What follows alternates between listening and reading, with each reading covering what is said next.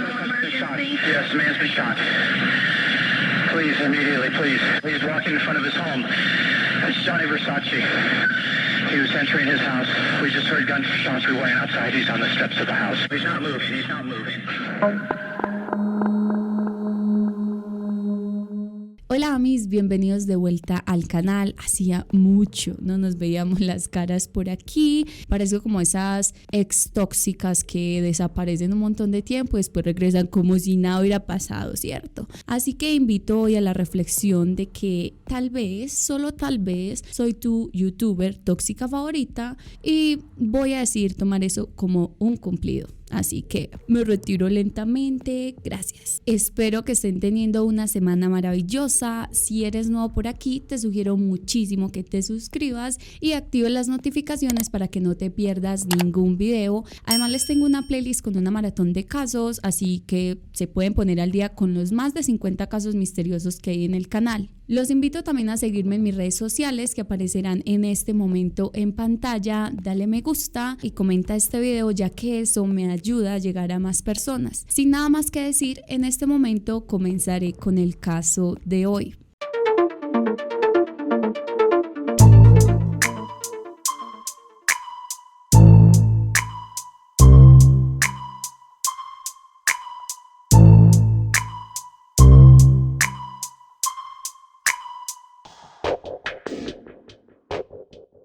Gianni Versace nació el 2 de diciembre de 1946 en Reggio di Calabria, Italia, en medio de la crisis de un país que aún se intentaba recuperar después de la Segunda Guerra Mundial. Él fue uno de los diseñadores de moda más grandes y exitosos en los 80s y 90s y muy reconocido por sus diseños atrevidos y glamurosos. Desde muy niño se había interesado en la moda y por esto le gustaba ayudarle a su madre, la señora Francesca Versace, quien era costurera en un pequeño taller de vestidos que tenían en la zona. Gianni tenía un hermano llamado Santo y dos hermanas más llamadas Donatella y Tina. Precisamente la última de ellas había muerto por una aparente infección por tétanos en 1965. De acuerdo a una entrevista que se le hizo a Donatella muchos años después, ella comentaría al respecto sobre esto que en una ocasión habían ido todos a un carnaval y Tina, quien tenía 12 años en ese momento, se había caído y se había raspado su rodilla. Lo que parecía una simple herida pequeña se tornó en una grave enfermedad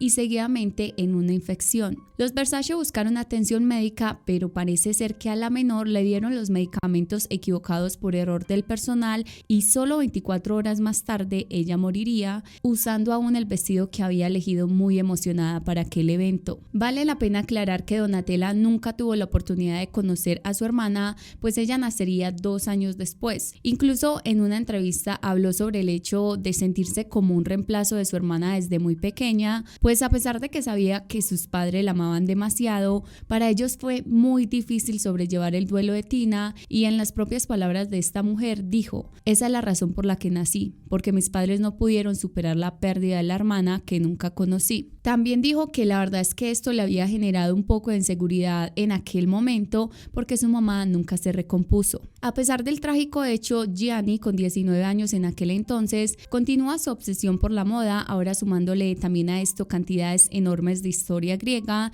la cual le encantaba estudiar. Aún hasta continuaba ayudando a su madre en su ahora boutique. Sin embargo, en 1972, cuando tenía 26, este chico aventurero y soñador se mudaría a vivir a Milán para estudiar diseño de modas y fue así como consiguió convertirse en el diseñador de una popular marca de ropa italiana llamada Biblos. Después se extendería a otras marcas como Jenny, Mario Valentino, Callaghan y Cómplice, siendo esta última la que lo convertiría en uno de los primeros diseñadores en usar cuero. En 1978, este hombre lanzaría su primera línea de ropa, la cual sería un completo éxito, así que decidiría continuar viviendo en Milán, donde después establecería su primera empresa llamada Gianni Versace S.p.A. Además organizaría también su primer desfile de modas bajo su nombre propio. Su hermano Santo, ya con 34 años, se convertiría en su director general y Donatella, con 23, se desempeñaría como su diseñadora y vicepresidenta. Un año más tarde se daría la apertura de la primera de las las 130 boutiques Versace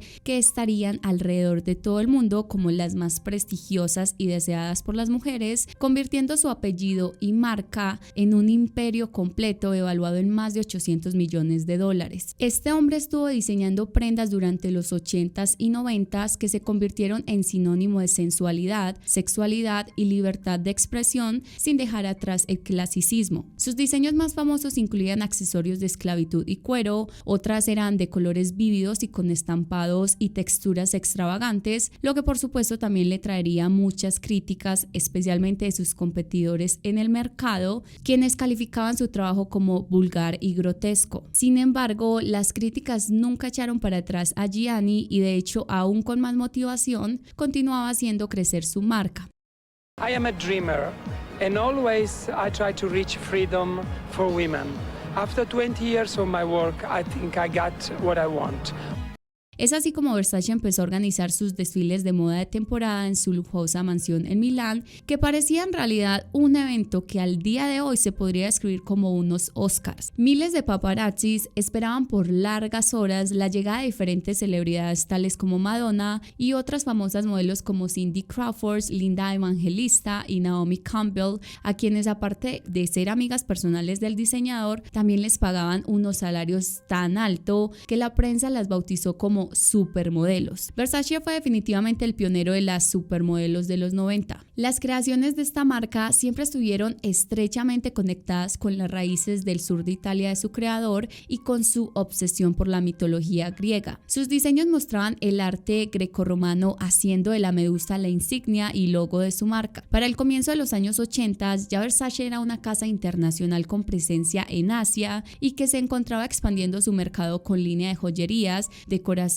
y textiles para el hogar. De hecho, a Gianni le atribuyen el haber cambiado la industria de la moda para siempre y convertirla en esta industria de alto poder y estatus que fascinaba especialmente a los famosos más adinerados y que hasta el día de hoy sigue siendo así. Debido al éxito de su empresa, este hombre comenzaría a establecer boutiques a lo largo de todos los Estados Unidos con la continua ayuda de su familia, y en el año 1989 él diseñaría por primera vez una línea de alta costura, la cual es el tipo de confección de ropa a medida de un cliente de forma exclusiva y manual. También implica el uso de telas extravagantes, inusuales y caras, todo esto en pro de que la pieza sea única y la modelo o celebridad que la use sobresalga. 4 años más tarde, Gianni sería diagnosticado con un extraño cáncer en su oído interno que afortunadamente pudo batallar y vencer por completo. Sin embargo, a partir de este momento empezaría a involucrar y a pasar muchas más responsabilidades de la línea de ropa a sus hermanos, especialmente a Donatella. La relación de ellos siempre fue muy cercana. Ella había sido la que desde cero lo había apoyado y ayudado con el crecimiento de Versace, y de hecho al momento en que se creó la empresa fue nombrada, como sabemos, en uno de los cargos más importantes. De igual manera, su esposo Paul Beck fue nombrado también como el director de la línea de hombres de su marca.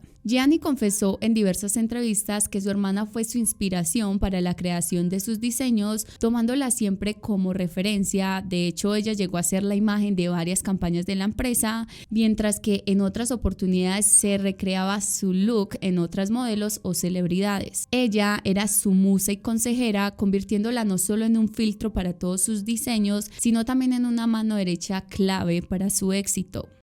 You know, that is very helpful for a designer to have a woman close to you and to have a woman who love you and a woman who you can trust. To me is really important. Sin embargo, no todo era color rosa, según algunas fuentes cercanas comentarían a los medios de comunicación. Algunos hablaban de un poco de rivalidad entre ellos, incluso en una de las últimas pasarelas en las que estuvieron juntos, el diseñador se había llevado toda la ovación en el desfile debido a sus creaciones, mientras que los diseños de Donatella no surgieron el mismo efecto. Aparentemente esto habría causado un disgusto entre ellos, pero al final del día siempre lograban arreglar, pues sabían llevar y separar muy bien su relación laboral de sus desencuentros personales. Las personas que conocieron a Gianni lo describen como alguien sumamente modesto y quien, aunque era consciente de su talento, jamás fue pretencioso. Solía caminar en las calles solo de manera muy tranquila y nunca pensó que necesitase un guardaespaldas, así fuera uno de los diseñadores más famosos del momento. Era también alguien sumamente generoso con su familia y amigos, bastante solidario y el tipo de persona que cada vez que uno de sus allegados necesitaba ayuda, él haría todo lo que estuviera en sus manos para ayudarlo. Era un hombre soñador que solo hacía lo que le apasionaba sin importarle mucho lo que millones de críticos tuvieran que decir sobre su trabajo o vida personal, además de que era muy positivo y trataba de sacar el mejor partido incluso de las peores situaciones. I'm still the same little boy who work in fashion. I don't change a little bit. I save myself. I'm still a child who love to play with fashion. Do you have to work sometimes at not taking it too seriously, at not getting too carried away in the business of fashion? Not only in my life, in my work, I never take myself too seriously. That is stupid to take yourself too serious. It's pretentious. Versace era para este punto el símbolo del diseño retador del momento. Sus creaciones fueron el resultado de una segunda revisión a la estética del erotismo y de la devolución a la mujer la posesión de su cuerpo sin que esto la hiciese sentir juzgada. Esta marca tendría la habilidad de transformar los elementos fetichistas en lujosos vestidos de noche que, aunque pocas podían adquirir, todas querían usar. El fundador, sin saberlo, había creado un nuevo concepto de la feminidad. En el año 1992, Gianni compraría una casa en Ocean Drive en Miami Beach, en el estado de Florida, en los Estados Unidos. Esta propiedad es una de las más famosas del diseñador y es conocida como la Villa Casa Casuarina. Esta contaba con 10 habitaciones y le habría costado unos $10 millones, además de que había gastado 33 millones más en su renovación, pues quiso agregarle mosaicos que representaban el logo de su empresa, la famosa Medusa de Versace, una figura característica de la mitología griega. 3 años más tarde, en el año 1995, el diseñador daría a conocer al público su homosexualidad, celebrándola junto a su pareja desde hacía 11 años, Antonio D'Amico. La mañana del martes 15 de julio de 1997, Gianni, con 50 años para ese momento, se había levantado alrededor de las 6 a.m. en su mansión en Miami. Trabajó un poco e hizo algunas llamadas a Italia. En aquellos días, este hombre había decidido irse para Estados Unidos con la intención de tener un poco de tiempo de descanso, ya que recién había terminado de manera completamente exitosa la exhibición de su última colección en Milán. Su pareja sería quien lo acompañaría. A las 8:30 de la mañana, a Gianni se le vería con una camisa blanca, shorts negros y sandalias, haciendo tranquilamente un recorrido desde su hogar hasta un pequeño café que quedaba a unas 3 cuadras de donde vivía. No era muy usual ver a gente tan famosa como él caminando las calles, especialmente sin ningún tipo de guardaespaldas, así que las pocas personas que lo vieron pasar estaban más que impactadas, aunque sorpresivamente para este reconocido diseñador, esta era una actividad completamente normal y que hacía con frecuencia, además de que lo disfrutaba bastante, pues podía respirar un poco de aire fresco y también aprovechaba para comprar el periódico y enterarse de lo que estaba ocurriendo. Ese día él había gastado alrededor de unos $15 comprando, además del periódico, unas revistas de moda y entretenimiento, aunque en otras ocasiones lo habían llegado a ver comprando jugo de naranja en algunos puestos locales. Después de su caminata, él procedería a regresar a su casa, la cual quedaba a menos de 10 minutos a pie. Siendo todavía menos de las 9 a.m., él llegaría y empezaría a subir las escaleras para seguidamente proceder a abrir las puertas de la mansión, mientras que Antonio se encontraba adentro desayunando. En ese preciso instante, un hombre de cabello oscuro, shorts negros, camiseta gris, gorra de béisbol y un bolso en su espalda, sorprendería a Gianni y sin mediar palabra alguna le dispararía 2 veces con un arma calibre 40. Yes, emergency, 1116 Ocean Drive. 1116 Ocean? Yes, a man's been shot. Please, immediately, please. Okay, hold on. How did he get shot, sir? I don't know. He's walking in front of his home. It's Johnny Versace. He was entering his house. We just heard gunshots. We went outside. He's on the steps of the house. Okay, and did you say you heard the gunshot? Did you see anything? Yes, we all heard it. Yes, we all heard it. We didn't know what it was. It's 3 or 4 loud pops. We didn't know what it was.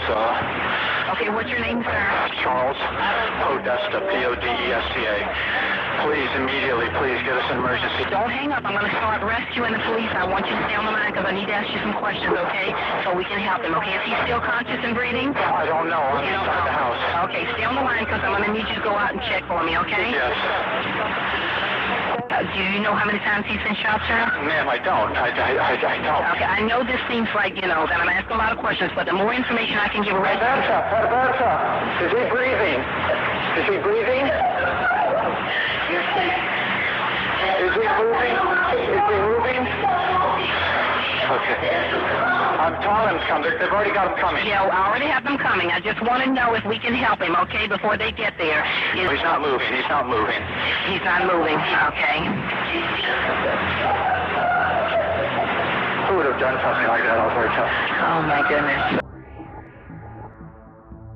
El primer disparo se lo daría por la espalda, lo que lo hace caer boca arriba sobre las escaleras. Segundo después sería impactado una vez más cuando el sujeto se acerca y le da un disparo directamente en la cabeza. El misterioso hombre procedería a darse la vuelta para retirarse del lugar caminando tranquilamente. Un testigo que se encontraba en una tienda cercana escuchó los disparos e inmediatamente giró su mirada para ver y reconocer que el famoso diseñador había sido atacado. Alcanzaría a ver cómo convulsionó un par de segundos para después simplemente dejar de moverse. Antonio y el mayordomo de la vivienda dieron un salto de susto con el estruendo que se escuchó afuera, así que con preocupación salieron corriendo a abrir la puerta para ver qué había pasado. Este hombre describiría cómo sintió como si su sangre se hubiera congelado. En la entrada se encontraba su compañero sentimental tirado en el suelo con un charco de sangre a su alrededor. Cuando levantó su mirada, pudo ver cómo un chico se retiraba caminando de la escena, no sin antes voltearse a mirarlo directamente a los ojos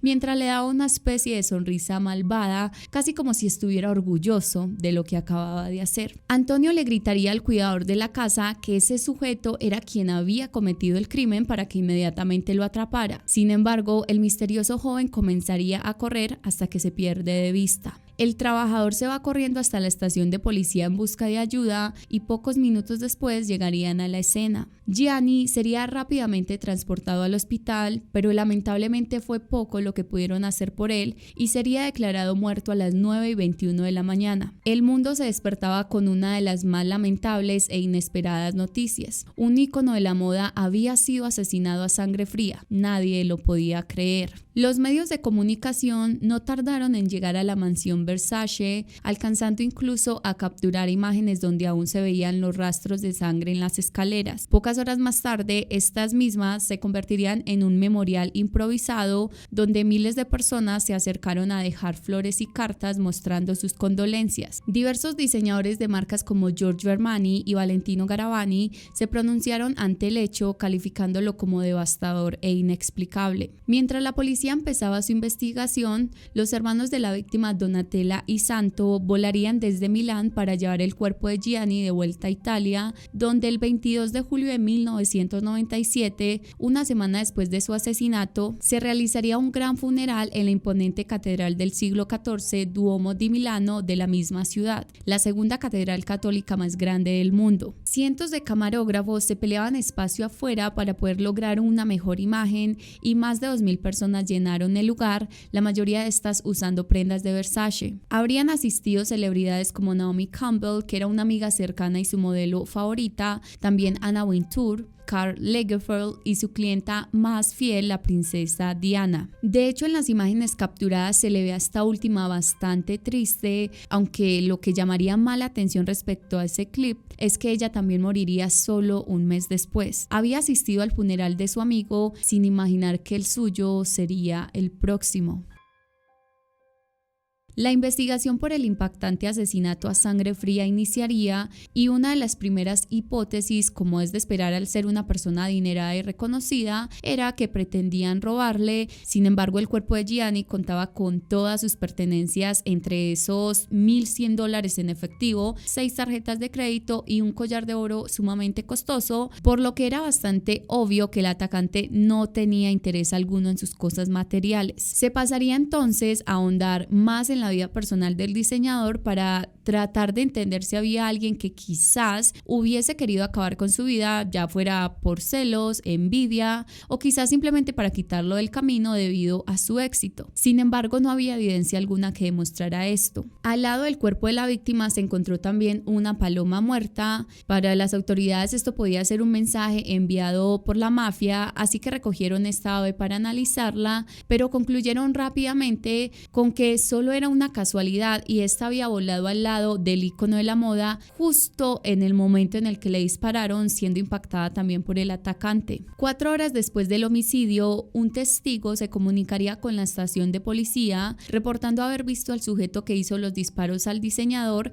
entrar a un parqueadero cercano a la escena del crimen. La policía inmediatamente se dirige allí y piso por piso revisan cuidadosamente el lugar. En el tercer piso encontrarían varias prendas húmedas tiradas en el suelo al lado de una camioneta roja. De inmediato se supuso que el sospechoso estaba relacionado no solo con ese vehículo, sino que muy probablemente la ropa encontrada también le pertenecía. A pesar de que no se halló rastro alguno del misterioso hombre en la propiedad, sí se pudieron recolectar nuevos datos, entre esos que la placa del auto provenía de Carolina del Sur y que dentro del mismo parecía que alguien había vivido por un tiempo decente debido a la gran cantidad de artículos que se encontraron. Entre esas cosas que encontraron, imagínense que hallaron una lista de celebridades que incluía a Madonna y Julio Iglesias, y curiosamente ellos tenían su hogar cerca a la casa de Gianni Versace. No obstante, la parte más sorprendente de todo ocurriría cuando un agente del FBI se acerca al oficial a cargo del caso para hablarles sobre la investigación que estaba haciendo de 4 asesinatos ocurridos en otros estados hace 2 meses y los cuales estaba casi seguro se relacionaban con el mismo sospechoso del asesinato de Gianni, pues habían sido también asesinados con un arma calibre 40 y en una forma muy similar. Sin embargo, esta conexión se pudo realmente confirmar cuando el agente le dijo que el sujeto que buscaba se había robado una camioneta de color rojo. Seguidamente le dio el número de identificación de la misma y, para sorpresa del detective en Miami, era exactamente el mismo número de la que él había encontrado en el parqueadero. Ahora estaban al acecho de un posible asesino serial y uno muy peligroso. Su nombre era Andrew Cunanan. Las autoridades intentaban resolver cuál era la conexión del asesino y el diseñador de moda, así que se procedió a revisar las cámaras de seguridad de una discoteca llamada Twist a la que Gianni iba frecuentemente. Allí se pudo ver a Andrew, quien empezaría a recurrir al lugar también, aparentemente con la intención de poder hablar y conocer al diseñador, a quien admiraba por ser una representación para la comunidad gay, pero además porque vivía el estilo de vida que él soñaba un día también poder vivir. A ver, rebobinemos. Es decir, se tiene certeza que el chico efectivamente habría estado stalkeando al hombre, pero no se puede determinar si sería en medio de su obsesión hacia él que decidiría acabar con su vida. La serie de Netflix llamada El asesinato de Gianni Versace de la saga de American Crime Story especularía sobre esta parte de la historia, poniendo el escenario de que en realidad los dos hombres sí se llegaron a conocer en aquel bar y que el joven tuvo la oportunidad de hablar con él cuando le mencionó sobre las raíces italianas de su madre. Eso conmovería al icono de la moda, quien también era del mismo país. Siguiendo con esta hipótesis, Gianni habría invitado al chico a un show de ópera donde él había sido contratado para vestir al elenco. Efectivamente, Andrew aceptaría la invitación sin dudarlo, pero además durante el evento el joven tendría nuevamente un acercamiento con el hombre donde se insinúa que ellos estaban involucrados de forma romántica o sexualmente. No obstante, poco o nada se sabe sobre si en realidad ellos siquiera llegaron a conocerse. Es por esto que inmediatamente se crea la duda sobre cuál era la conexión entre Andrew y Gianni y, peor aún, por qué el chico decidiría asesinarlo de una forma tan cruel y fría. Andrew Cunanan nació el 31 de agosto de 1969 en National City, en California, en los Estados Unidos. Su padre era americano-filipino llamado Modesto Cunanan y su madre americana-italiana llamada Mary Schillaci. Era una familia de clase media bastante disfuncional, constantemente había peleas y estas mismas usualmente recaían en los hijos, quienes eran testigos de toda la situación. Él era el menor de 4 hermanos y por ende el más consentido de todos, el que recibía mayor atención y al que le cumplían prácticamente todos sus caprichos, además de que era un niño bastante juicioso e inteligente también. Fue el orgullo de sus padres cuando con solo 7 años ya se había terminado de leer la Biblia completa. Es más, parece ser que él era prácticamente lo único que ya los mantenía unidos, pues las peleas eran cada vez más continuas. En cierta ocasión, el padre había vuelto de un viaje de trabajo con la idea de que su esposa le había sido infiel y que incluso una de sus hijas no era realmente de él. Ella, por supuesto, le dijo que nunca le había sido infiel, pero él insistía. La relación se tornaba cada vez peor, pero como consideraban que su hijo era un genio, se sentían obligados a estar juntos porque creían que esa era la única posibilidad de brindarle un mejor futuro. Todo ese mismo peso caía también sobre Andrew, de quien su familia siempre tenía muy altas expectativas de que se convertiría en un hombre rico para que lo sacara a todos adelante, prácticamente obligándolo a justificar la razón por la que ellos seguían unidos. El coeficiente intelectual de Andrew era bastante alto y era de los mejores estudiantes en su colegio, si no es que era el mejor de todos. De hecho, por esta misma razón sus padres tomarían la decisión de mandarlo a una nueva institución educativa privada y con la calidad que su ingenioso hijo necesitaba. En este lugar, Andrew encajaría realmente muy bien y pudo explorar un mundo que hasta el momento era desconocido y donde en la mayoría de ocasiones reinaba el lujo, el dinero y valías dependiendo de lo que tenías. Curiosamente, él se volvió un chico súper popular debido a su carismática personalidad y a la vida de fantasía que le había contado a sus compañeros. Todos allí disfrutaban mucho estar con él, además de que era abiertamente homosexual, cosa que para ese tiempo era más impactante para las personas. El chico era idolatrado en el instituto y también en su casa, donde como sabemos era el favorito de sus padres. Tanto así que a él le dieron el cuarto principal de toda la casa para que fuera suyo,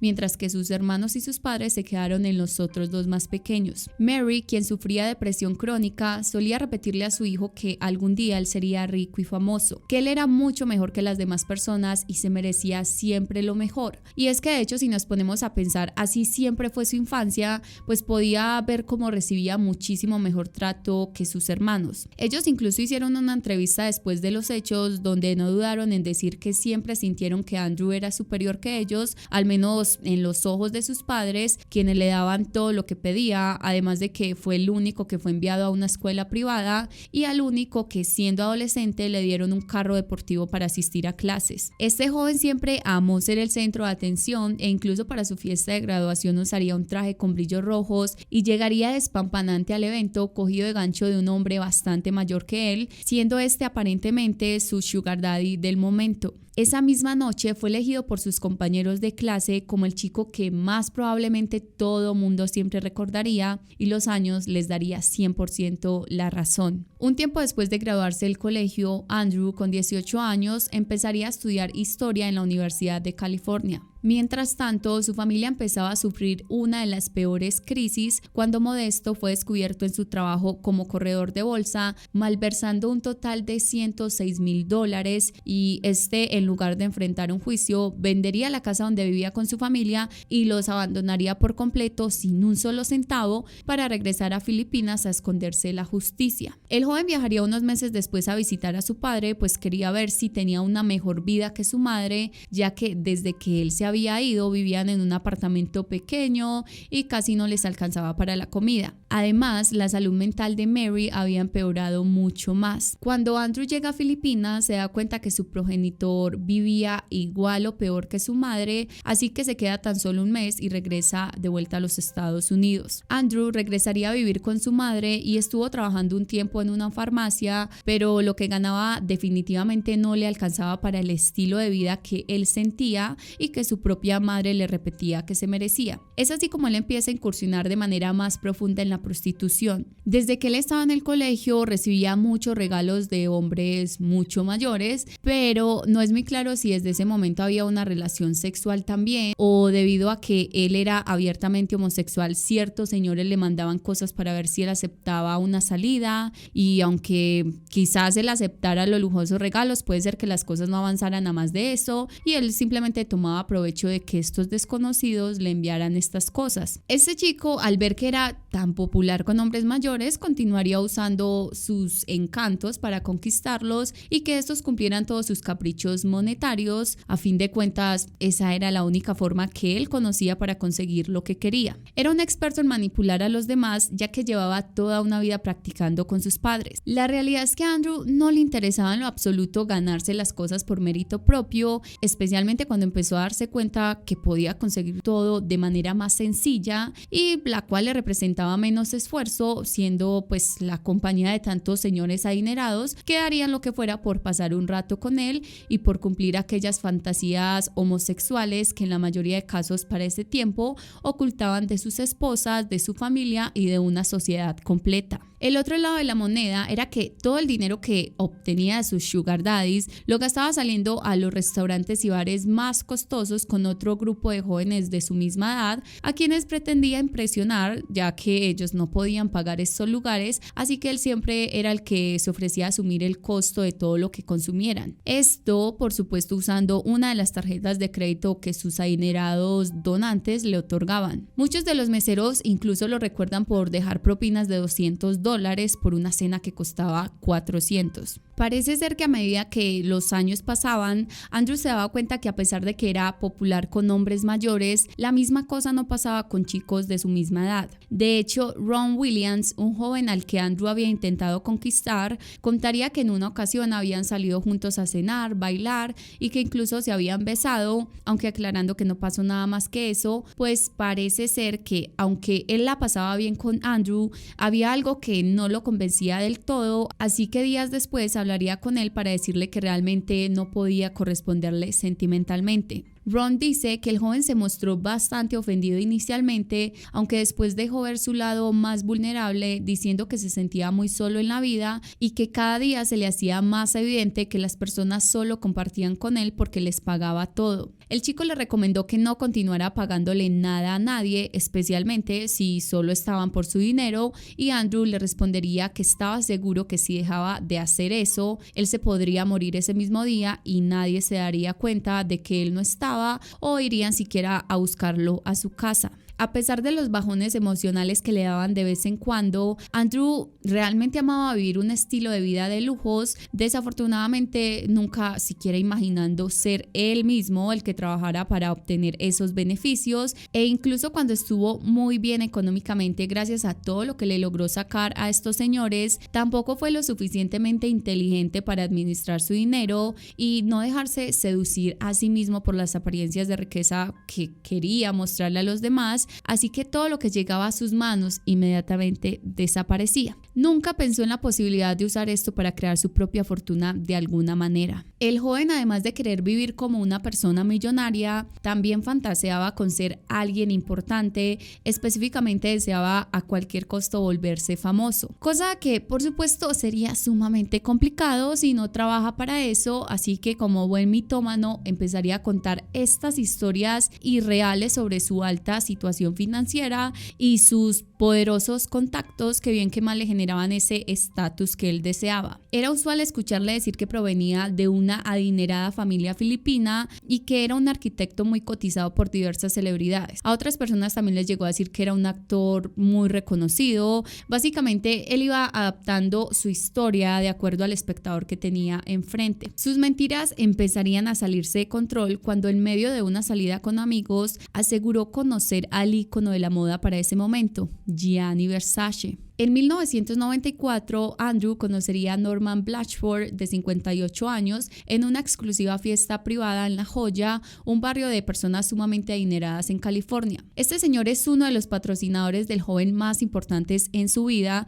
pues formalizaron su relación y Andrew se iría a vivir en su millonaria casa. Ambos también estuvieron de vacaciones en Europa y este hombre mayor se notó sumamente sorprendido por el conocimiento tan profundo del chico en arte y arquitectura. Andrew se había encargado también de organizar todo el viaje, así que Norman no se tuvo que preocupar por nada más que pagar y realmente eso no era para él un problema. Este señor vio en el joven una gran compañía que, más allá de lo sexual o romántico, era alguien con quien podía tener una conversación agradable, además de que Andrew contaba con muchas conexiones en la élite gay de San Francisco, comunidad en la que Norman estaba interesado en entrar. Los dos hombres acordarían irse a vivir juntos después de conocerse por un año, donde además tuvieron una conversación sin tapujo alguno sobre la evidente diferencia de edad y los intereses de cada uno en la relación, así que a pesar de que, si bien era cierto que existía mucho cariño entre ambos, también existió este pacto económico que beneficiaba al joven y en el cual Norman estuvo de acuerdo.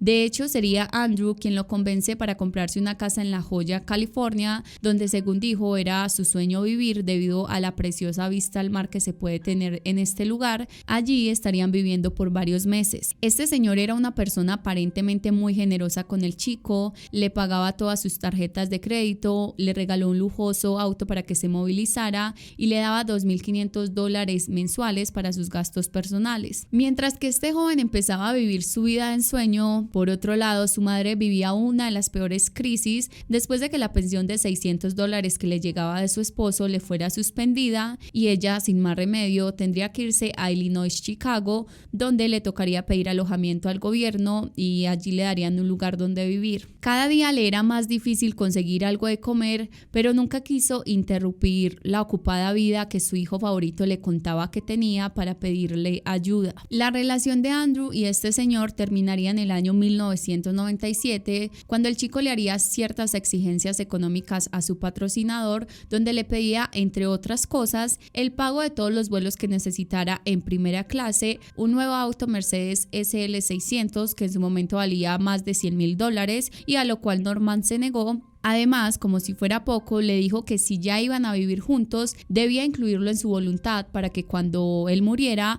a él le correspondiera una parte. El hombre le respondería que firmar eso era firmar su pacto de muerte, así que también se rehusó. A pesar de eso, le hizo una contraoferta de que él podría darle alguna de las cosas de la lista si el joven empezaba a estudiar nuevamente en la universidad y se graduaba de alguna carrera. Andrew, histérico, le dice que no lo haría y que no estaba en lo absoluto interesado en perder su tiempo estudiando. Obviamente él sentía que podía hacer muchísimo más dinero si continuaba saliendo con hombres mayores y que esto lo hicieran rico sin esfuerzo alguno. Definitivamente él era una persona con cero visiones al futuro. Imagínense si ustedes ya están en ese mundo y alguien les ofrece pagarle la carrera en la mejor universidad, además en un lugar como Estados Unidos donde la educación es tan costosa, e incluso así rechazar la oportunidad por querer disfrutar de la hora y nunca pensar en que en algún momento esto se acabaría. La realidad en la que vivía Andrew era otra totalmente. Después de una breve discusión, el chico lo amenaza diciéndole que si él no le daba esas cosas iba a terminar la relación en ese preciso instante. Norman lo manda a su habitación a empacar sus cosas e irse, pues él no aceptaría. Andrew, con todo el ego y el orgullo del mundo, se iría del lugar, no sin antes recordarle que se iba a arrepentir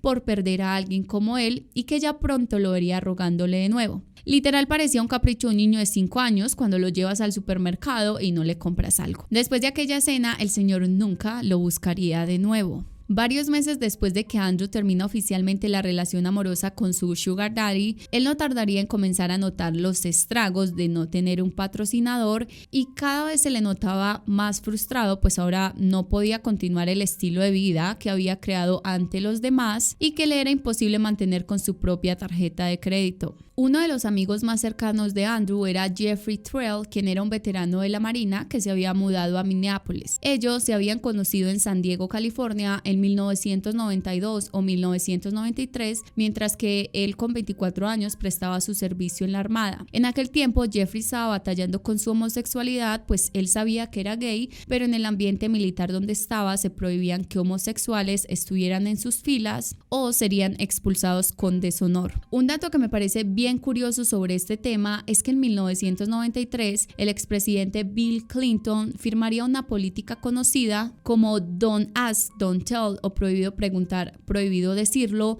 donde ahora supuestamente en apoyo a la comunidad LGBTQ+, se les permitiría ser parte de la Fuerza Armada, pero tenían que mantener su orientación sexual oculta o bajo la mesa y si alguien se enteraba, al igual que antes, serían expulsados por deshonor. Afortunadamente todo esto esto sería revocado por el expresidente Barack Obama en el año 2010 o 2011, a pesar de la oposición de los republicanos liderados por el senador John McCain. Sin embargo, increíblemente, casi 13,000 oficiales perdieron sus puestos debido a su orientación sexual desde el año 1994 hasta el 2009, donde Obama empezaría a ejercer su cargo. Me da un poco de risa cuando les traigo todo este tipo de datos curiosos porque me los imagino como, ok, bueno, para saber. Pero la verdad a mí me parece muy interesante como esos pequeños daticos que van apareciendo en los casos, entonces lo siento, pero lo voy a seguir haciendo. Cuando Jeffrey empieza una relación más íntima con Andrew, estaba completamente fascinado con la facilidad que él manejaba y aceptaba sin problema que era gay, especialmente cuando para él era mucho más complicado hacer esto. De hecho, conocerlo a él lo inspiraría a participar en un documental para el canal 48 Hours, en donde habló precisamente sobre la homosexualidad en la Fuerza Armada, cosa que por cierto fue sumamente valiente de su parte, teniendo en cuenta la cacería que en ese momento les hacían. There are, whether people like it or not, there are gays in the military. They're very top-notch performers. They know what they're doing. You're going to weaken our national defense if you remove gays from the military. And you'll never be able to do it 100%. It's just whether or not you're going to continue to hunt us and force us to fear. En su círculo social, Andrew quería mantener la reputación falsa que había sembrado y, de acuerdo al libro Vulgar Favors, en un esfuerzo para impresionar a sus invitados en su fiesta de cumpleaños número 26, este chico le daría a Jeffrey una caja que contenía un par de zapatos marca Ferragamo evaluados entre $800 y $1,000 para que pretendiera ante ellos que ese era el regalo que él le había comprado, además de que le pidió que dijera que era sargento en la Fuerza Armada y no un soldado ante todos sus amigos, para darles una mejor impresión. Él, aparentemente por el cariño que le tenía, hizo todo al pie de la letra, aunque sin dejar de reprocharle la vida de mentiras que estaba creando a su alrededor. Curiosamente, parece ser que ellos nunca tuvieron una relación amorosa, como muchas teorías de este caso han apuntado a lo largo de los años, y ellos eran más como un apoyo emocional el uno al otro, pues ambos tenían diversos problemas con los que batallaban. Sin embargo, algunos creen que tal vez sí había sentimientos más allá de amigos, especialmente de parte de Andrew, ya que se dice que él parecía obsesionado con Jeffrey, incluso llegando a cambiar completamente su imagen para parecerse más a él. Por ejemplo, cuando el joven se hacía cierto corte de cabello, Andrew de inmediato se hacía el mismo. Además, en una ocasión en que Jeffrey fue a San Francisco y se compró cierto tipo de gorra de béisbol, increíblemente su amigo planeó días después un viaje también allí y se compró exactamente el mismo artículo. Dos amigos de Jeffrey le habían advertido sobre las extrañas actitudes de este chico, aconsejándole que lo mejor era que se alejara de él, pues no parecía ser una buena persona, además de que era un mitómano empedernido. Sin embargo, el joven siempre parecía defenderlo, incluso haciendo una metáfora aludiendo que sentía que Andrew era como cuando hay una oveja negra en la familia y que, a pesar de que todos saben cómo es, aprenden a vivir y amarlo a pesar de sus diferencias. No obstante, se le podía notar un tanto cansado de las actitudes manipuladoras de su amigo. A finales de 1995, Andrew conocería a David Matson, un arquitecto de 33 años, quien se encontraba en un viaje con amigos en San Francisco. Una noche estaban todos cenando en un restaurante cuando por un momento David se sentó solo en la barra a tomar un trago. El joven aprovecharía esta oportunidad para coquetearle y enviarle otro cóctel más. Ambos estuvieron conversando por unas horas y seguidamente fueron a la habitación del lujoso hotel Mandarin Oriental que estaba pagando Andrew.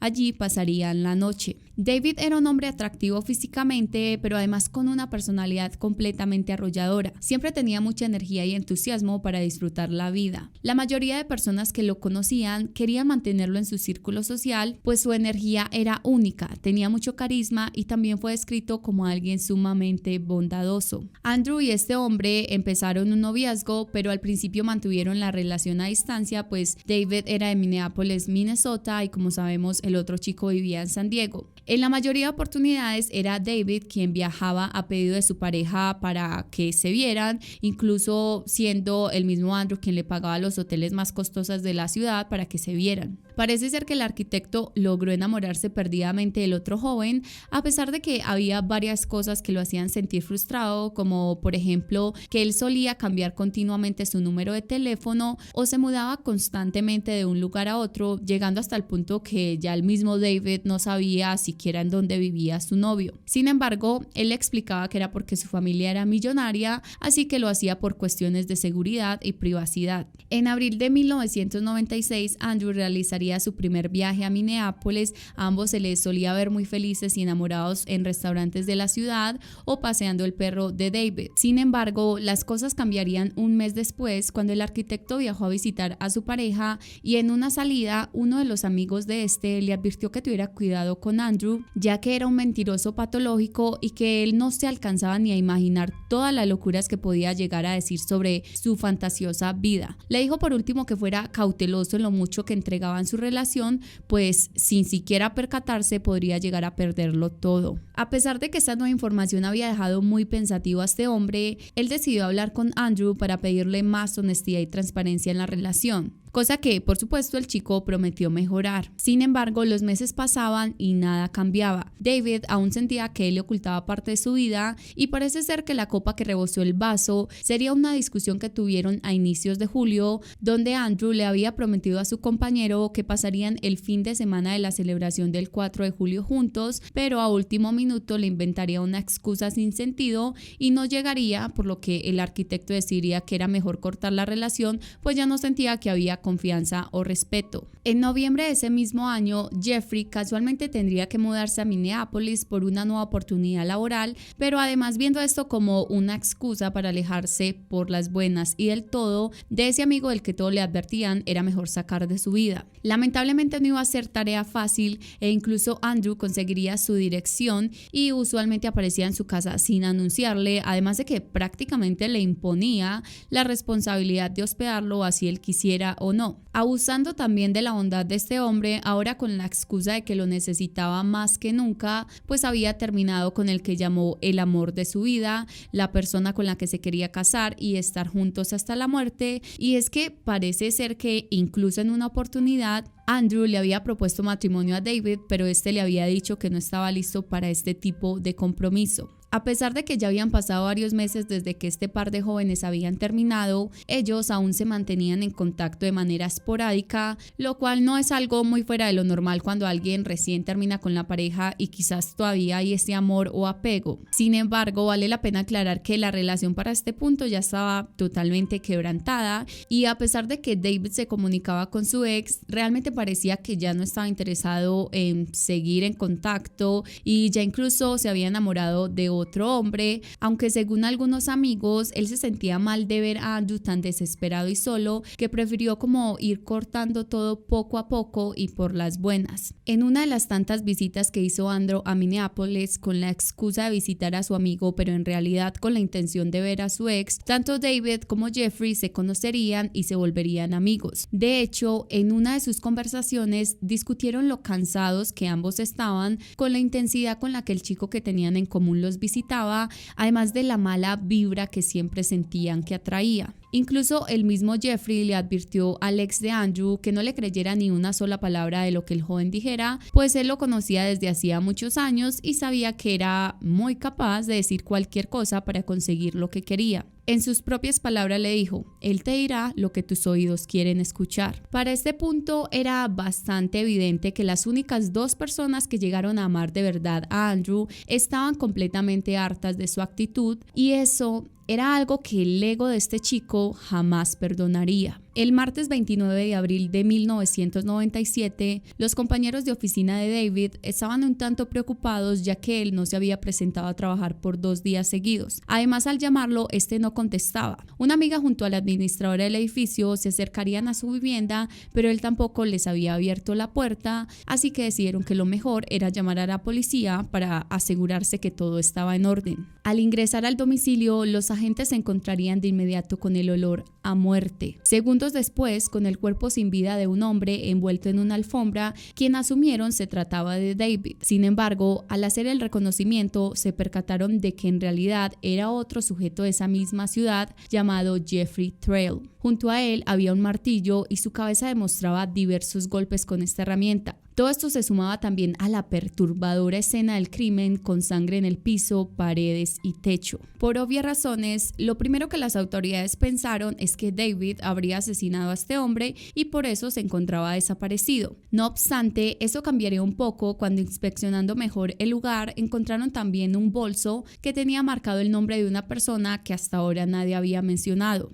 y que quizás era la conexión que se necesitaba para definir el móvil del crimen. Es por eso que pasarían a entrevistar el círculo social tanto de la víctima como el desaparecido, y allí descubrirían que a pesar de que ellos no tenían mucho en común aparte de vivir en la misma ciudad, sí había un chico que los conectaba y quien casualmente habría venido el fin de semana a visitar. Este era por supuesto Andrew Cunanan, mismo nombre que se encontraba marcado en aquel bolso. El viernes 25 de abril a las 5:20 p.m., 4 días antes de que se reportara la desaparición de David, Andrew, con 27 años para ese momento, llegaría a Minneapolis después de comprar un tiquete de solo ida y de rogar a su banco de que le extendieran el crédito de sus tarjetas, ya que había excedido el límite haciendo diversas compras esa semana. Sin embargo, ellos se negaron a hacerlo, así que había llegado a esta ciudad sin mucho dinero. David sería quien lo recoge en el aeropuerto con la excusa de hacer las paces. Esa noche estuvieron cenando juntos en un restaurante de la zona con los amigos del arquitecto,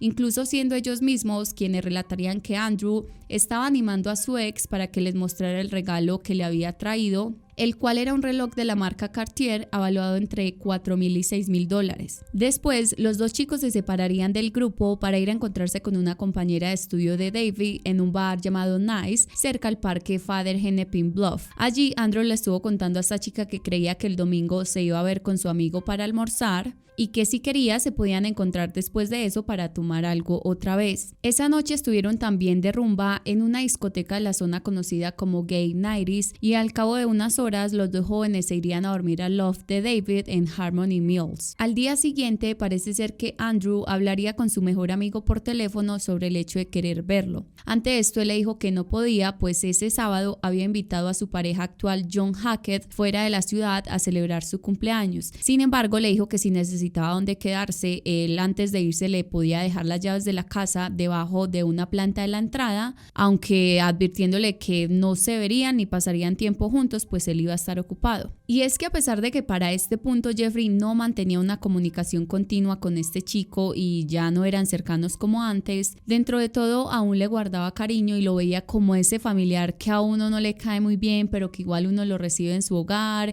y lo atiende lo mejor que puede porque es familia. Andrew estaría todo el día con David y después de cenar se dirigiría a la casa de su amigo en Bloomington, donde efectivamente dormiría esa noche. No es muy claro por qué no amaneció esa vez también en la vivienda de su exnovio. Quizás en el fondo sí tenía la intención de poderse ver con Jeffrey y hablar con él, quizás lo pensaba esperar, ya que hace mucho no se veían o hablaban. El domingo 27 de abril, en las horas de la mañana, cuando Jeffrey regresó, tuvo al parecer una acalorada discusión con este chico. Aparentemente fue porque él no quería saber nada de Andrew, pues estaba cansado de su vida de mentiras y ya no quería que volviera a su apartamento. Su amigo se retiraría furioso del domicilio y volvería donde su exnovio. Hay otra versión respecto a esta parte de la historia que dice que en realidad discutieron porque Andrew habría agarrado un arma que el otro joven había comprado hacía unos meses atrás por su propia seguridad y que tenía guardada en su hogar. No se sabe qué pasó después, aunque lo que sí hay certeza es que de una u otra forma este chico sí salió de esa casa con la pistola, ya fuera con permiso de su amigo o totalmente a escondidas de este. Varias horas después de ese mismo domingo, Andrew llamaría a Jeffrey para invitarlo al departamento de David. El motivo que este hombre le dio a su mejor amigo para que accediera a ir es hasta el día de hoy desconocido, pero se especula que le habría dicho que había agarrado su arma sin permiso y que sabía que no era lo correcto, así que la devolvería allí.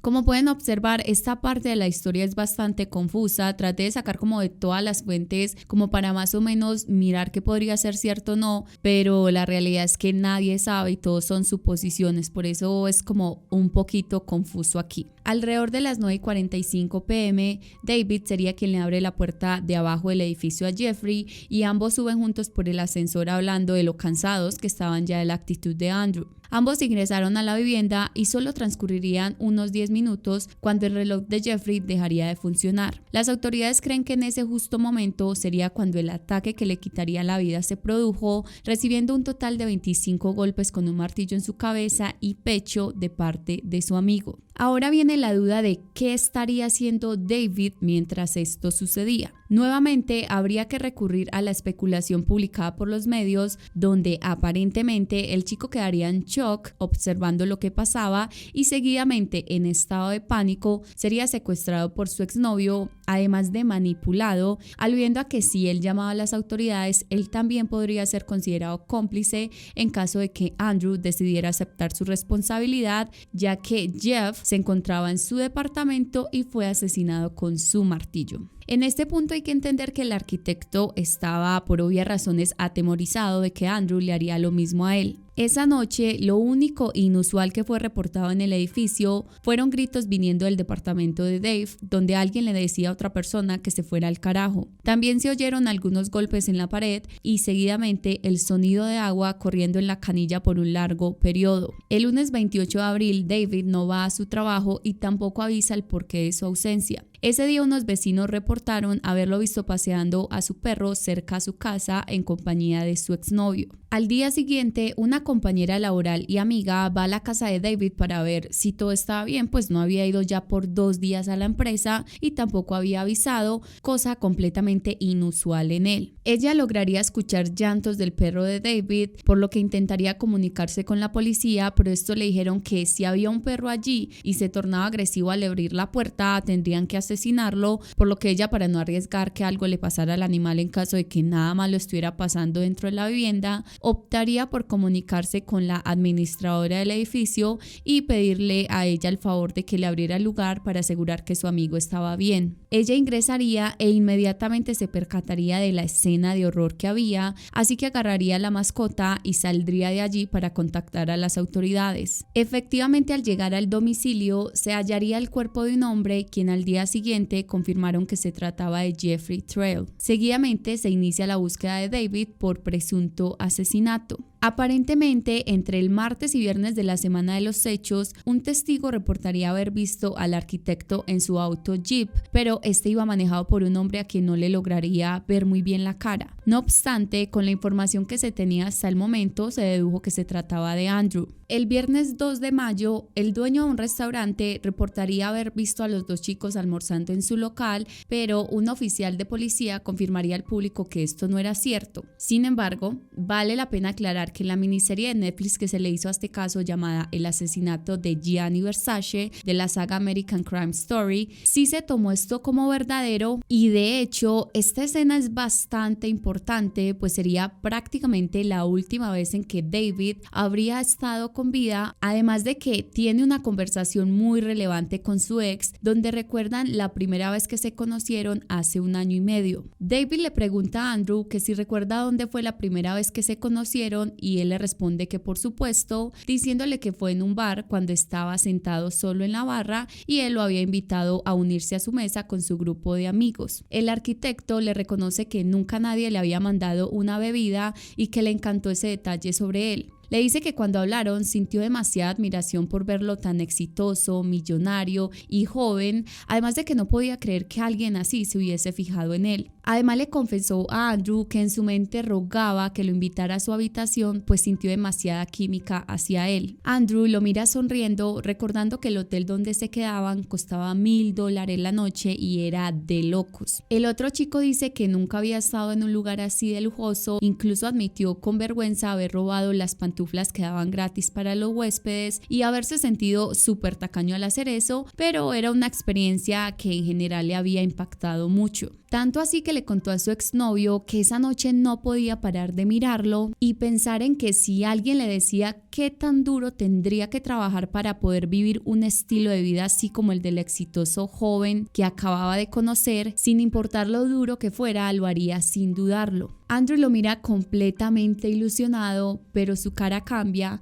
cuando David le dice que lástima que en realidad todo fuera una mentira, mientras le reprochaba que él jamás había trabajado por nada de lo que tenía. De hecho, lo cuestiona preguntándole si es por ese motivo que había asesinado a Jeff, diciéndole que si acaso le había quitado la vida a su amigo porque él ya no le creía sus historias de fantasía y finalmente después de varios años había podido ver al verdadero Andrew. Este chico, como siempre solía hacer, cambió el tema y empezaría a hablar sobre la grandiosa vida que ellos dos iban a tener cuando cruzaran a México. Imagínenselo, hablando de México, todo cuando en este punto David ni siquiera estaba con él por voluntad propia. Esto definitivamente muestra la actitud psicópata obsesiva de Andrew y cómo literalmente él seguía metido en la mentira que se había dicho a sí mismo por años, donde a pesar de haberle quitado la vida a su mejor amigo, él creía que su exnovio, quien ya lo había rechazado en diversas ocasiones, incluso cuando le propuso matrimonio, quería todavía estar con él. Esta escena en particular de la serie fue una de las que más como que wow, porque obviamente es como ya de los últimos capítulos y uno ya ha escuchado pues y se ha metido en el cuento de toda la serie y esa parte es como uff. La cosa es que probablemente esto realmente no pasó, o al menos si pasó, pues nunca lo sabremos. Sin embargo, me pareció como tan interesante esa parte que quise agregárselas acá al caso. Para los que no se puedan ver la serie, yo acá sacrificándome por el grupo, sacrificándome por la causa,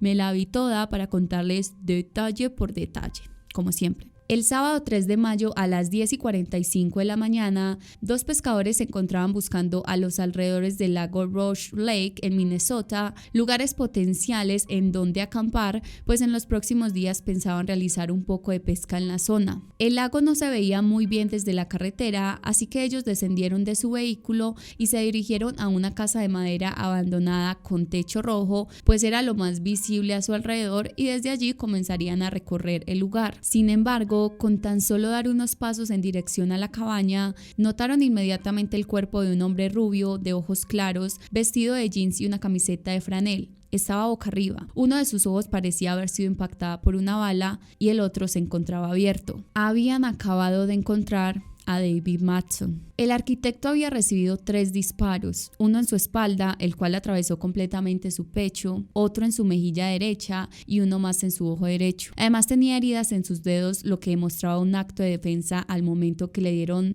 probablemente el tiro en su ojo, el cual, según los expertos, fue dado desde una distancia muy cercana. Las heridas parecían ser frescas, por lo que se concluyó que el asesinato pudo ocurrir el día anterior o al menos no sobrepasaba más de 36 horas desde su muerte. Una de las dudas que más surgió respecto al hecho de que David estuvo 5 días junto a Andrew es por qué no había intentado escapar, especialmente teniendo en cuenta que ellos estuvieron paseando el perro y el arquitecto saludó a una de sus vecinas tímidamente, pero no le pidió ayuda. Además, ellos se habrían estado moviendo en carro por varios días, probablemente parando en diferentes lugares por comida o para ir al baño. Aunque al mismo tiempo es entendible el pánico y terror que David debió sentir después de ver lo que era capaz de hacer su exnovio, y eso mismo podría ser el motivante a no intentar salvarse, pues temía terminar igual que Jeff. El arquitecto fue descrito por sus amigos como el que siempre intentaba calmar a los demás cuando había algún desacuerdo sobre algo. No le gustaba el conflicto ni la confrontación, además era de esas personas que intentaban salvar a otros. Él, a pesar de que sabía muy bien que ya no quería estar con su ex, sentía lástima por él, pues era consciente que Andrew no tenía a nadie más. Era un chico solitario y a veces depresivo. David intentó siempre ver lo bueno en él y con eso idealizarlo en su mente con el plan de que de una u otra forma encontraría cómo ayudarlo a encontrar su camino, a pesar de que sabía que este no era a su lado. Su personalidad es definitivamente la única respuesta sensata que sus seres queridos han encontrado para intentar justificar más allá del temor la razón por la que él no habría intentado escapar o pedir ayuda a alguien. Aunque también se me ocurre que de pronto David no pensó que Andrew sería capaz de hacerle eso a él, ya que pues era el amor de la vida, de pronto pensando, no, imposible que a mí también me haga algo así.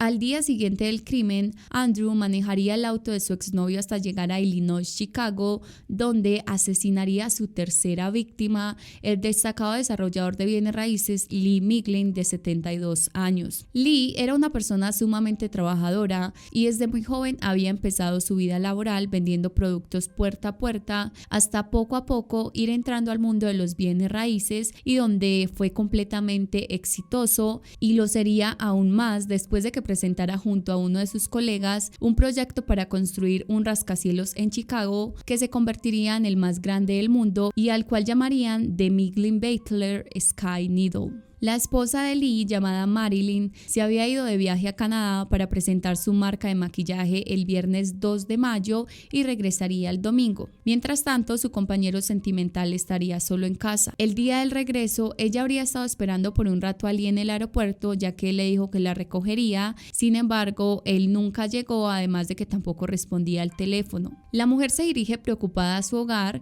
y al llegar allí encuentra las cosas un tanto movidas y de una tiene el sentimiento de que un desconocido estuvo ahí y algo muy malo ocurrió, por lo que inmediatamente llama al 911. Cuando las autoridades llegan al lugar, observaron un envase de helado con una cuchara dentro de este. Parecía que alguien se había comido la mitad y había dejado el resto ahí descongelándose. También se halló una lata de Coca-Cola en el fregadero, y lo que más le llamó la atención fue encontrar una pata de jamón con un cuchillo clavado en esta, justo en la oficina del magnate de bienes raíces. Marilyn le manifestaría a la policía no haber visto el carro de su esposo a la entrada, donde usualmente lo dejaba durante el día. Es así como ellos se dirigen al garaje para fijarse si tal vez estaba allí. Fueron solo segundos de abrir el garaje para notar el cuerpo de Lee tirado en el suelo boca arriba, con sus manos atadas, su cabeza envuelta en cinta adhesiva con un mínimo espacio para respirar debajo de las fosas nasales. Había sido torturado con una sierra y un destornillador. Sus costillas estaban rotas debido a que aparentemente el asesino habría atropellado a su víctima con su propio auto, hasta que finalmente le haría muerte cortando su garganta con aquella sierra. Uno de los misterios sobre la muerte de este hombre es cómo Andrew pudo tener acceso a la vivienda. Algunos vecinos habían visto a la víctima trabajando ese día en el garaje con la puerta abierta, así que se cree que tal vez de esa forma sería probable que el criminal entrara. Es posible que el joven quisiera robarle dinero en efectivo, pues asumió que un hombre con una grandiosa casa como la de Lee en este costoso barrio tendría. Sin embargo, una vez adentro, las cosas se saldrían de control. Después de que Andrew asesinara al dueño de la vivienda, iría a ducharse, se afeitaría, se prepararía algo de comer en la cocina y seguidamente se dirige a la habitación en donde pasaría la noche. O sea, este tipo no tenía descaro de nada. El domingo en la mañana, el chico se retiraría del lugar, no sin antes robar aproximadamente $1,000 que Lee tenía en efectivo, una chaqueta de cuero,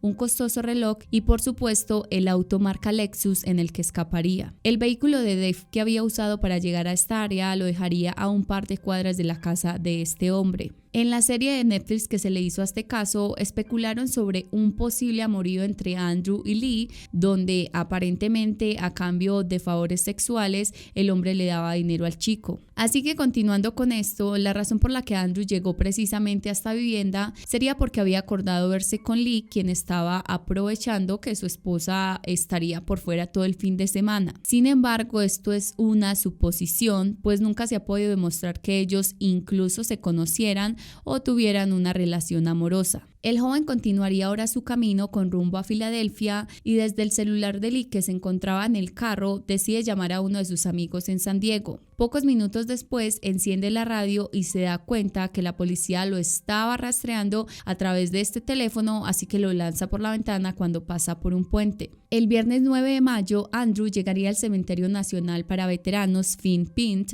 en la zona rural de Pennsville, en New Jersey. El cuidador desde hacía más de 20 años de este lugar era William Reese, de 54 años, quien era también electricista. Él y su esposa Rebecca, quien se desempeñaba como bibliotecaria de una escuela de la zona, tenían un hijo de 20 años. Ese día la mujer había llamado a su esposo alrededor de las 2:30 p.m. para confirmar la salida especial que iban a hacer esa noche como pareja. Él por supuesto le dijo que sí y que en un par de horas estaría en casa. William habría pasado a recoger un correo a las 3:30 de la tarde y usualmente llegaba a su vivienda a las 4. No se sabe cómo exactamente Andrew llega al lugar de trabajo de este hombre o por qué, aunque algunas fuentes apuntan que en realidad él habría observado al cuidador mientras recogía el correo y, empeñado en robarle su camioneta roja, lo habría seguido hasta el cementerio. Sin embargo, hasta ahora no hay ninguna prueba de esto. Solo se tiene certeza que el chico llegaría allí en el carro Linux y se le habría acercado a este hombre, probablemente con la excusa de preguntarle una dirección. Cuando el señor procede a ayudarlo, Andrew sacaría el arma que le había robado a Jeff y con esta lo amenaza para que le dé las llaves de su vehículo. Seguidamente y sin pensarlo un segundo,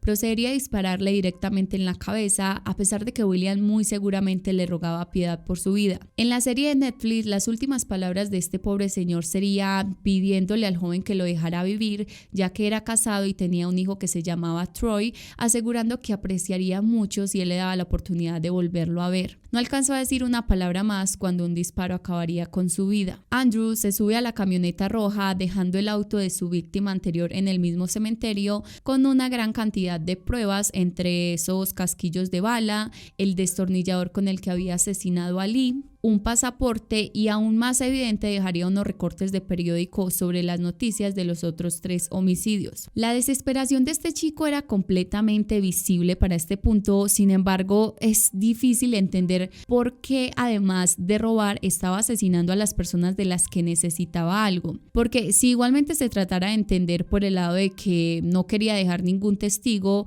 de todas formas estaba dejando un montón de pruebas en su camino y a este punto parecía que ya solo mataba por matar. Después del asesinato a sangre fría de William Reese, Andrew Cunanan sería puesto en la lista del FBI de los 10 más buscados del país. El sábado 10 de mayo, este criminal llegaría a Miami Beach, hospedándose en el Hotel Normandy Plaza, ubicado en 6979 Collins Avenue, bajo el alias Andrew de Silva, pagando $29 la noche. El hotel de bajo costo y con fachada rosada en estuco estaba muy lejos de los lujos a los que él estaba acostumbrado. Es así como días después pide cambio de cuarto para uno más costoso y donde tenía mejor vista. Los 2 meses siguientes, Andrew lograría esquivar a las autoridades, incluso casi que solo por casualidad, porque no es como tal que se haya esforzado mucho en mantener un bajo perfil, y era común que saliera todas las noches a las 10 p.m. para dirigirse a alguno de los bares gays de la zona. Allí se quedaba hasta la mañana siguiente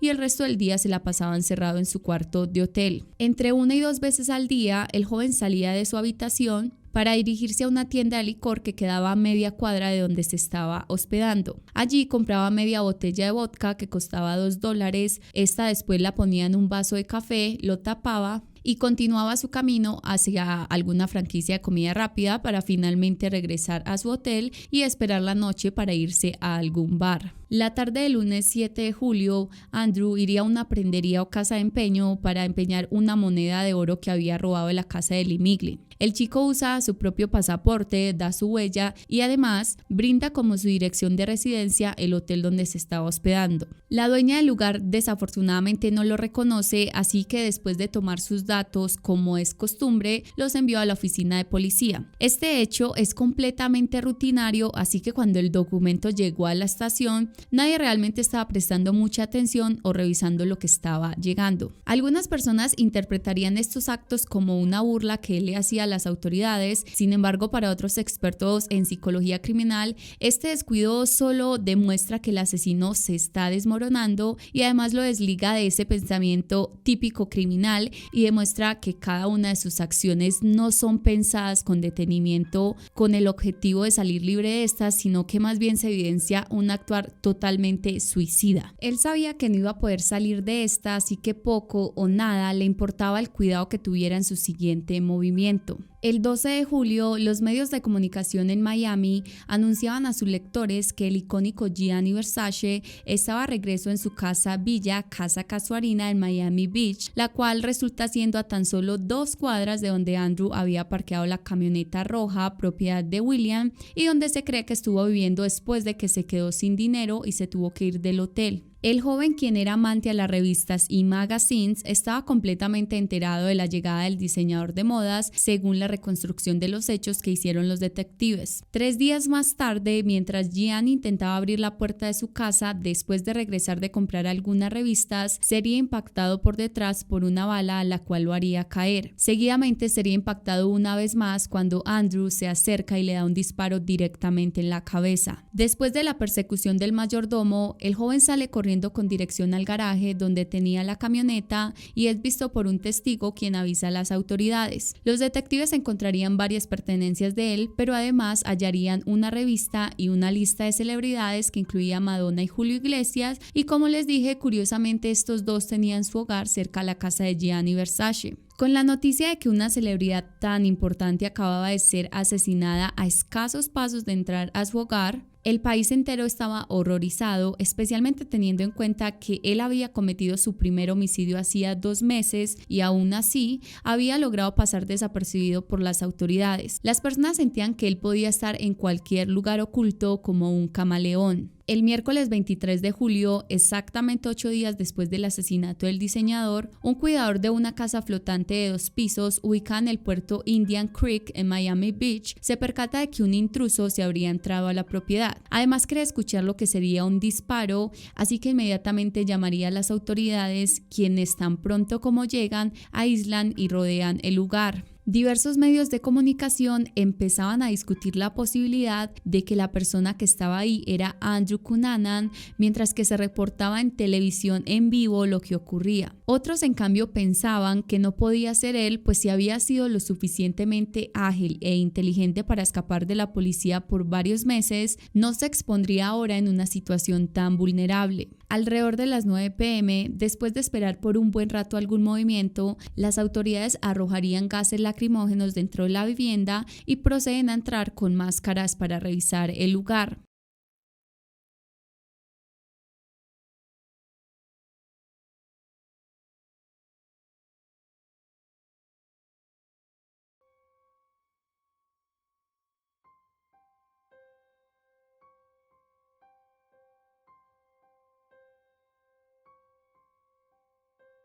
Solo pasaron 2 minutos y en la habitación principal encontrarían en la cama a Andrew, quien estaba usando solo ropa interior y se había disparado a sí mismo a través de la boca con la misma arma calibre 40 con la que había cometido los otros homicidios. Solo le había quedado una bala y esta la habría usado para quitarse la vida. Según el cuidador, este chico no pudo haber llevado más de 3 días viviendo en la casa flotante, pues el sábado él había revisado el lugar y todo estaba en orden. En la escena tampoco se encontró ninguna carta suicida que explicara los hechos, así que hasta el día de hoy sus motivos son desconocidos. Se ha intentado entender las razones que pudo haber tenido Andrew para cometer los crímenes, aunque resulta sumamente complicado analizarlas, pues no hay ningún patrón entre cada uno de los asesinatos, así que basado en especulación y mirando víctima por víctima se menciona los siguientes motivos. En el caso de Jeff, se puede notar que entre Andrew y él había ciertos disgustos desde hacía varios años, aunque no es muy claro específicamente sobre qué o cuál de estos sería el que motivaría al chico para asesinarlo, pero pudo haber sido algo relacionado a dinero o drogas, ya que algunas teorías han apuntado a que Andrew era un consumidor activo de estas sustancias y aparentemente también las vendía, o al menos intentó hacerlo, cuando en una ocasión le propuso a Jeff hacerlo juntos. Sin embargo, él se negaría a ayudarlo o a apoyarlo en este tipo de negocios, pues debido a que este chico había sido parte de la armada, era sumamente antidrogas. En la muerte de David sí es más evidente que pudo ser por el rechazo romántico que éste le brindó, y de hecho este acto es más normal verlo en ciertos psicópatas que cuando sienten que una persona los ha lastimado debe pagar de alguna manera por el dolor que están sintiendo. El asesinato de Lee Miglin es bastante peculiar, pues pareciera que tuvo ciertos rasgos de dominación sexual por parte de Andrew hacia hacia este hombre, donde, como sabemos, lo envolvería en cinta adhesiva y lo sometería. Sin embargo, hasta el día de hoy no es claro si ellos se conocían de antes o no. En el cuarto homicidio, William Reese parece solo haber sido asesinado por su camioneta cuando Andrew estaba desesperado por conseguir otro vehículo, ya que en el que venía las autoridades lo estaban rastreando. Este hombre sería desafortunadamente una víctima de estar en el lugar equivocado en el momento equivocado. La quinta víctima, Gianni Versace, es una de las grandes intrigas en este caso, pues algunas personas creen que Andrew había viajado directamente a Miami Beach para buscarlo a él para asesinarlo. Esto en un intento desesperado de generar su propio legado maligno y de ganar esa notoriedad al asesinar al ícono de la moda. Andrew sabía muy bien que sus días estaban contados, así que quería cometer un acto con el que el mundo jamás lo olvidara y cumplir su sueño de finalmente ser alguien famoso. Una de las teorías que se tiene sobre las razones que habría llevado a este chico a cometer estos terribles hechos sería que él pensaba que tenía VIH. Eso aparentemente lo habría impactado muchísimo emocionalmente y lo habría llevado a tener una percepción más oscura y negativa del mundo, donde pensaba que ya nada de lo que hiciera tenía sentido, pues a fin de cuentas iba a morir por su enfermedad. Sin embargo, la autopsia que se le realizó revelaría que él no estaba contagiado. Otra hipótesis es que el joven tenía una personalidad narcisista y al sentir el rechazo de su patrocinador Norman, de su mejor amigo Jeff y de su ex compañero sentimental David, sumado al hecho de que ahora no podía mantener el lujoso estilo de vida que sentía que se merecía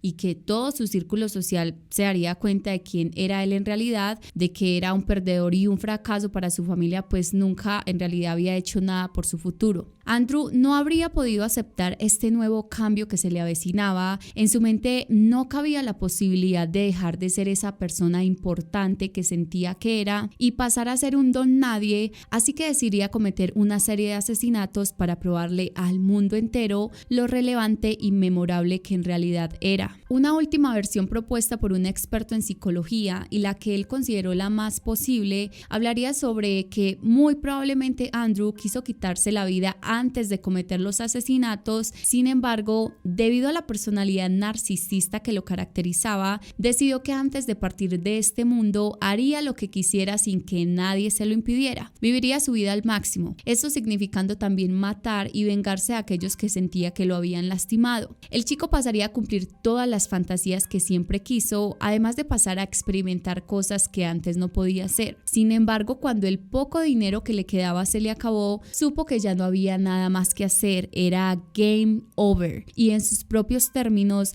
decidiría quitarse la vida ya que no estaba dispuesto a vivirla sin los lujos que creía que se merecía. Bueno, este sería el final de esta larga historia.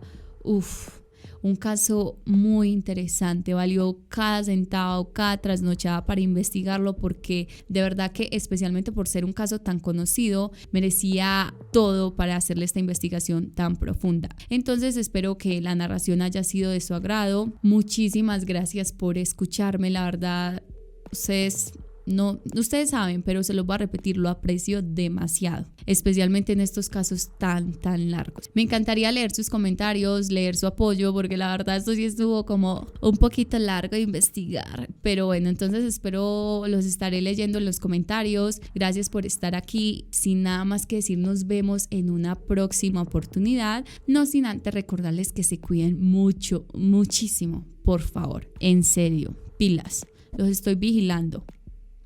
Chao.